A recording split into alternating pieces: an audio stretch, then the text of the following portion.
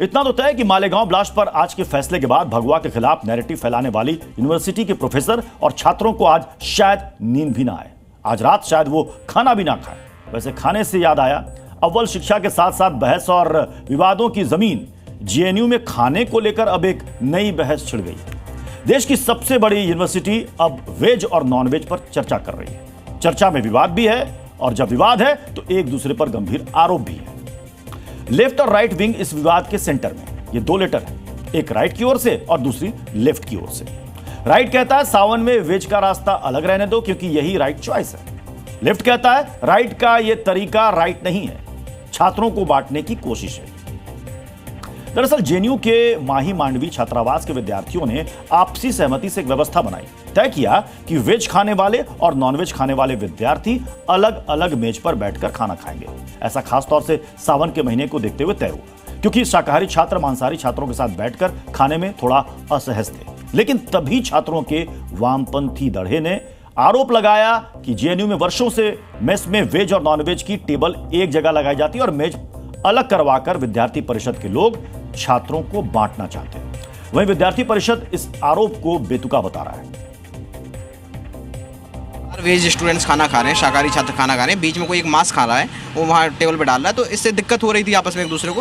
तो उन्होंने कहा कि भाई आप इधर बैठ के खा लीजिए, वेज वाले इधर बैठ के खा लेते हैं। ये आपसी सहमति से हुआ, ना किसी वार्डन ने किसी को कहा, ना किसी हॉस्टल प्रेसिडेंट ने किसी को कहा। लेकिन लेफ्ट लेड यूनियन क्या है कि लेफ्टिस्ट लोग हैं, इनको विवाद चाहिए, इनको प्रासंगिकता अपनी बनाए रखनी है क्योंकि देश भर से लोग खत्म हो चुके हैं। यहाँ जेएनयू में बचे हैं तो जेएनयू में किस तरह वो जिंदा रहें, तो इन्हीं विवादों के सारे विभाजनकारी ऐसा कुछ काम करते रहें, ऐसा कुछ विवाद पैदा करें कि धार्मिक विवाद कोई पैदा हो, ऐसा कोई विवाद पैदा हो तो उससे उनकी पूछ बची रहे। ये काम वो कर रहे हैं, ऐसा कुछ है नहीं है।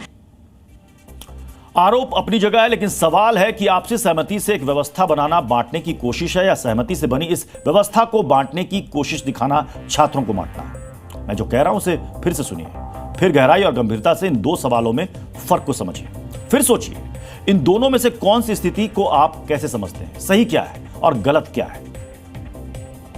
सावन महीने की हम जो पवित्रता जानते हैं तो उसका अगर बताया गया कि इसको जो है अलग अलग कर दिया जाए तो उसमें कोई आम छात्रों को कोई प्रॉब्लम ही नहीं थी, क्योंकि अगर जो मुस्लिम थे वो मुस्लिम भी कह रहे थे कि बोले कि हम आपके पवित्र महीने की रिस्पेक्ट करते हैं। बात ऐसी है, इसमें लगने वाली कोई बात नहीं है। वेज नॉन वेज अलग होना चाहिए।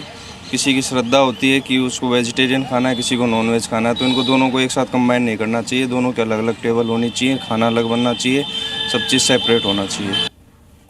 अक्सर दलील दी जाती है कि एक परंपरा चली आ रही है, ऐसा ही होता रहा है। लेकिन जब बात निजी मानने और ना मानने की हो और उस मानने या ना मानने से सामने वाले को कुछ भी समझौता ना करना पड़े तो उसमें क्या दिक्कत है।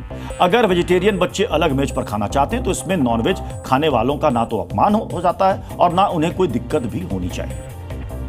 बात वेजिटेरियन और नॉन वेजिटेरियन की चल रही है तो धर्मों के हिसाब से आपको एक आंकड़ा बताते हैं जो आपको जानना जरूरी है।